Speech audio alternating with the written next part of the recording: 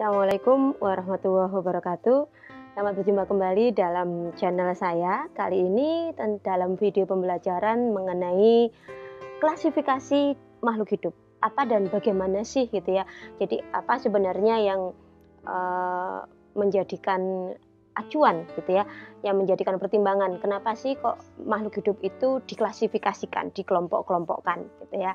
Oleh karena itu jangan lupa untuk like, subscribe, share, dan komen di kolom komentar ya. Oke, jadi kita mulai. Apa sih klasifikasi makhluk hidup itu? Gitu. Jadi klasifikasi makhluk hidup yakni suatu cara yang dilakukan oleh kita para manusia ini untuk mengelompokkan makhluk hidup yang didasarkan pada ciri-ciri tertentu yang dimiliki oleh makhluk hidup yang akan kita kelompokkan tadi itu. Kalau kita balik lagi ke macam-macam cabang ilmu biologi gitu ya, kita lihat tuh ada taksonomi ya. Nah, di taksonomi ini adalah salah satu cabang ilmu biologi yang mempelajari khusus tentang klasifikasi makhluk hidup. Kenapa manusia melakukan klasifikasi terhadap makhluk hidup? Ada banyak sekali tujuan, tetapi saya rangkumkan menjadi 5 tujuan yang paling utama ya. Jadi tujuan yang pertama yakni memudahkan manusia untuk mempelajari keanekaragaman makhluk hidup, karena seperti yang sudah kita ketahui bahwasanya makhluk hidup di dunia ini itu jumlahnya luar biasa banyaknya ya, tak terbatas, sangat beraneka ragam. Nggak usah jauh-jauh, baru di jenis atau spesies manusia saja kita sudah melihat keanekaragaman yang luar biasa banyaknya, apalagi di spesies-spesies yang lainnya. Sehingga dengan kita mengklasifikasikan atau mengelompok-kelompokkan makhluk hidup tersebut, kita akan lebih mudah mempelajari. Tujuan klasifikasi yang kedua adalah untuk mengelompokkan makhluk hidup berdasarkan ciri-ciri yang mereka miliki. Jadi misalkan kenapa burung lovebird itu dikelompokkan menjadi satu dengan ayam, gitu ya. Dalam kelompok apa? Aves. Karena mereka punya ciri-ciri yang sama, yakni tubuh ditutupi oleh bulu, kemudian tulang berongga, memiliki kantong udara, dan ciri-ciri yang lainnya gitu ya. Jadi yang ciri-ciri yang mereka miliki yang sama itu dikelompokkan menjadi satu kelompok biasanya. Sehingga sebenarnya lebih tujuannya sih kembali ke nomor 1 tadi itu, kembali ke sini ya, agar lebih mudah mempelajari keanekaragaman makhluk hidup. Lantas yang ketiga, tujuannya adalah untuk mendeskripsikan atau menjelaskan ciri-ciri suatu jenis makhluk hidup untuk membedakan dengan makhluk hidup jenis yang lainnya. Seperti saya singgung di poin yang kedua tadi ya. Jadi kenapa dikelompokkan aves, ada pengelompokan mamalia gitu ya. Karena memang mereka memiliki ciri-ciri sama dalam satu kelompok. Burung lovebird dengan ayam memiliki ciri-ciri yang sama dalam kelompoknya ya, tetapi mereka memiliki ciri yang berbeda dengan kelompok manusia, sapi, kambing. Karena manusia, sapi, dan kambing itu masuk dalam kelompok mamalia.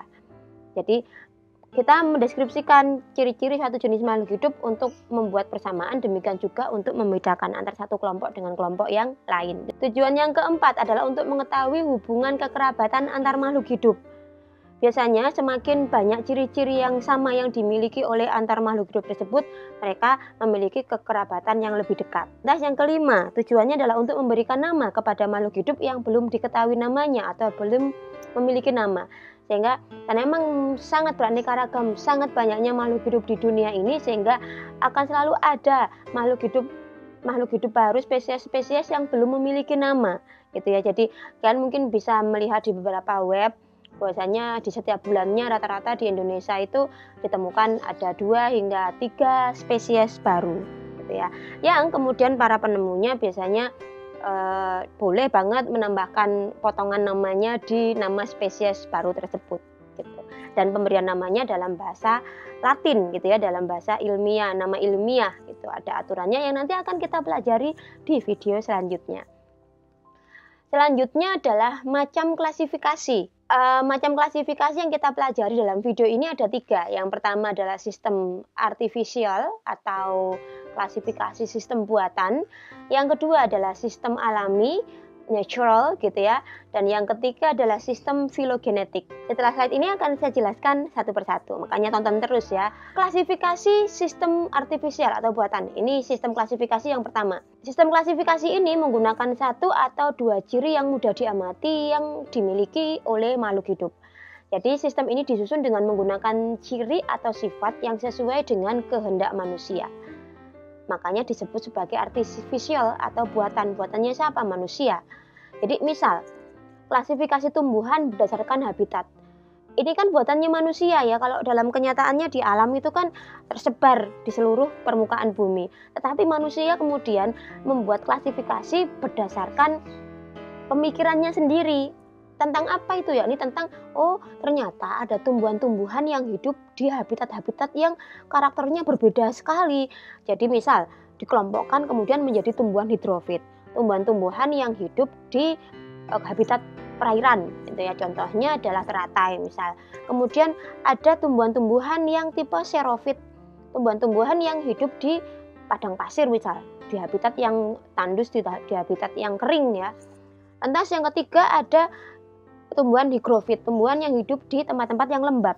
Demikian adalah klasifikasi sistem artifisial atau buatan. Nah, sistem klasifikasi ini digagas oleh Aristoteles dan Carolus Linnaeus yang mendapatkan julukan sebagai bapak klasifikasi internasional gitu ya. Nah, sebelumnya ada klasifikasi sistem alami gitu ya. Di klasifikasi sistem alami ini mengklasifikasikan makhluk hidup berdasarkan pengelompokan alami yang sudah dibuat oleh alam. Jadi kita tinggal mengelompokkan berdasarkan apa yang sudah dilakukan oleh alam. Adapun dasar yang digunakan adalah persamaan dan perbedaan morfologi atau bentuk luar tubuh secara alami yang ada pada makhluk hidup. Contoh, hewan berkaki 4 ya sudah. Kenyataannya kan memang ada hewan berkaki 4. Sudah kita lakukan klasifikasi dengan nama kelompok hewan berkaki 4. Mau dia dari jenis mamalia atau jenis yang lain enggak kita pedulikan, pokoknya dia kakinya 4 gitu. Satu kelompok. Demikian juga hewan berkaki 2. Ya pokoknya kalau kakinya 2 ya sudah kaki 2. Mau dia dari golongan apapun pokoknya kita kelompokkan menjadi kelompok hewan berkaki 2. Lantas contoh lain adalah tumbuhan dikotil, tumbuhan monokotil. Itu kalau pada dunia tumbuhan. Memang tumbuhan dikotil ya sudah dari sananya secara alami memiliki 2 keping lembaga, sedangkan yang monokotil memiliki 1 keping lembaga. Tokoh dari klasifikasi sistem alami ini adalah Michael Adams dan Jean-Baptiste de Lamarck gitu. Nah, klasifikasi sistem yang ketiga adalah klasifikasi sistem filogenik. Tokoh dari klasifikasi ini adalah Charles Darwin. Lagi-lagi beliau adalah tokoh di dunia evolusi, gitu ya. Darwin membuat sistem klasifikasi ini karena beliau berpendapat bahwasanya terdapat hubungan yang erat antara klasifikasi dengan evolusi. Nah, sistem filogenetik ini disusun berdasarkan jauh dekatnya kekerabatan antara kelompok makhluk hidup satu dengan yang lainnya berdasar kesamaan fenotip atau sifat yang bisa diamati. Karena memang kita berbicara di level evolusi, maka erat hubungannya dengan jauh dekatnya hubungan kekerabatan antara satu makhluk hidup dengan makhluk hidup yang lainnya. Kita lihat dari apa? Dari kesamaan sifat-sifat yang bisa dilihat dari luar. Nah, selain mencerminkan persamaan dan perbedaan sifat morfologi, anatomi maupun fisiologisnya, sistem ini juga menjelaskan mengapa sih gitu ya. Semua makhluk hidup memiliki kesamaan akan molekul dan biokimianya, tetapi berbeda dalam bentuk dan fungsi. Contoh saja, seluruh makhluk hidup itu memiliki satu jenis protein yang bernama sitokrom C. Mau itu dari bakteri sampai kita, manusia. Hewan yang paling tinggi tingkatannya, gitu, di kingdom Animalia. Tetapi kenapa kok kita, penampakan kita, apapun dari kita, fisiologi, morfologi, maupun anatominya jelas beda dengan bakteri. Nah, ini yang dijadikan dasar untuk melakukan klasifikasi dalam sistem filogenetik ini.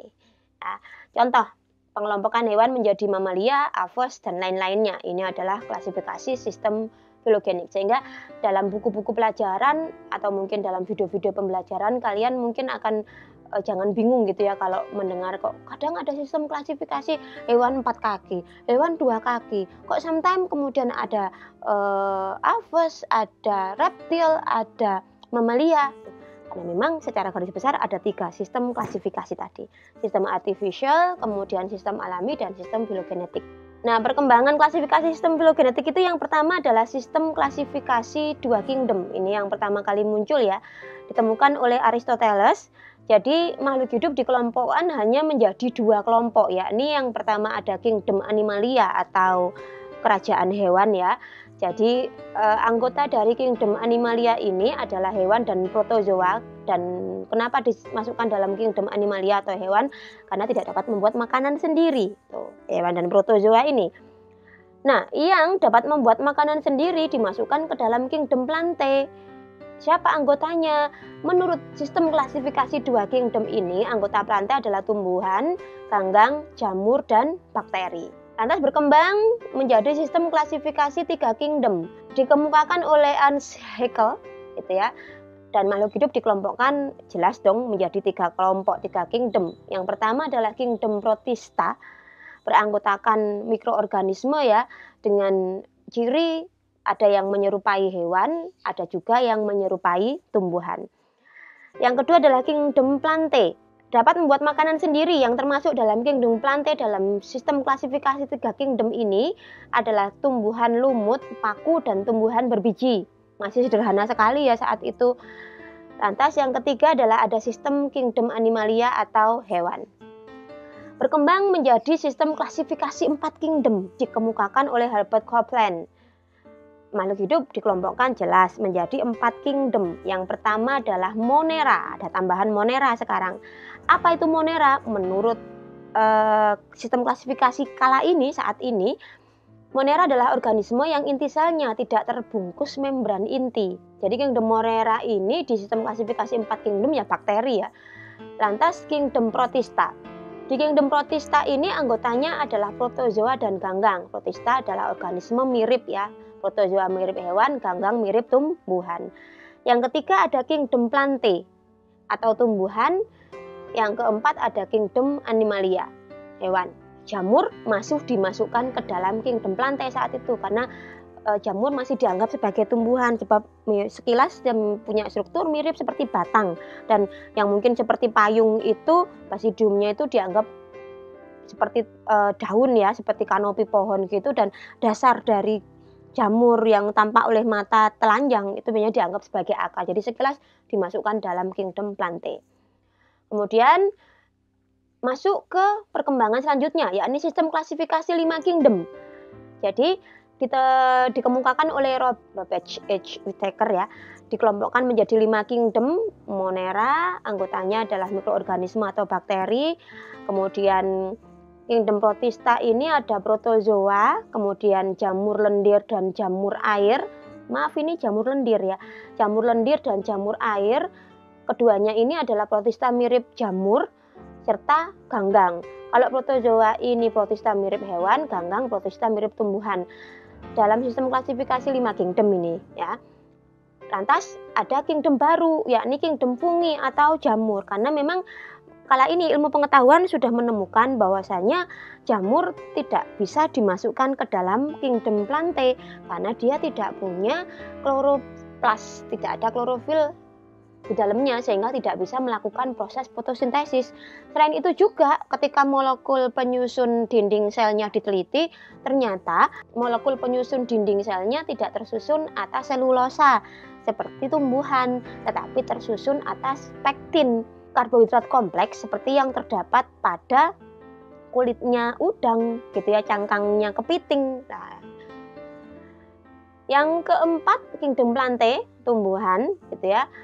Semua yang memiliki kloroplas, otomatis di dalamnya ada klorofilnya. Kemudian kingdom animalia atau kerajaan hewan. Lantas berkembang menjadi sistem klasifikasi 6 kingdom. Dikemukakan oleh Cauchy pada tahun 1990.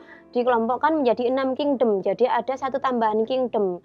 Jadi Cauchy ini membagi kingdom Monera menjadi dua kingdom baru, yakni kingdom Eubacteria dan kingdom Archaebacteria.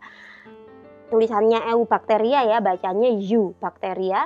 Kingdom yang kedua adalah Archaebacteria atau bisa juga disingkat dengan Arche saja ya. Nah, kingdom Eubacteria ini sama kingdom Archaebacteria sebenarnya adalah sama-sama bakteri, hanya saja pembedanya yakni habitatnya.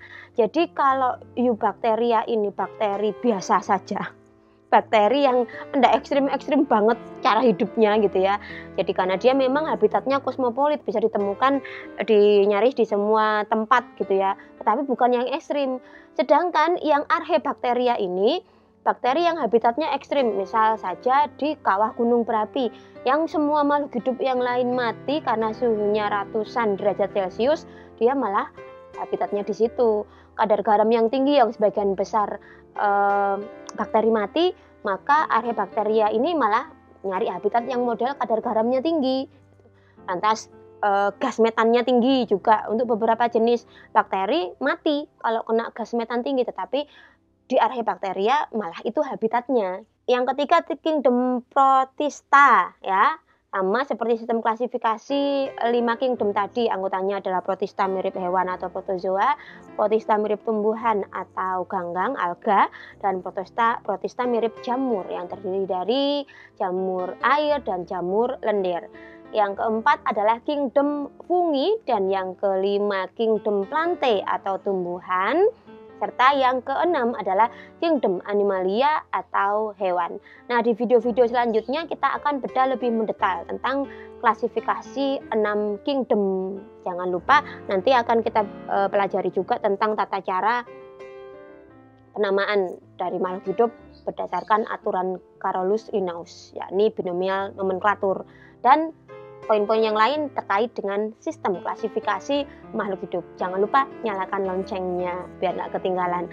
Oke, terima kasih. Jika ada pertanyaan silahkan dituliskan di kolom komentar. Jangan ragu-ragu ya. Semoga bisa membantu. Selamat belajar. Assalamualaikum warahmatullahi wabarakatuh.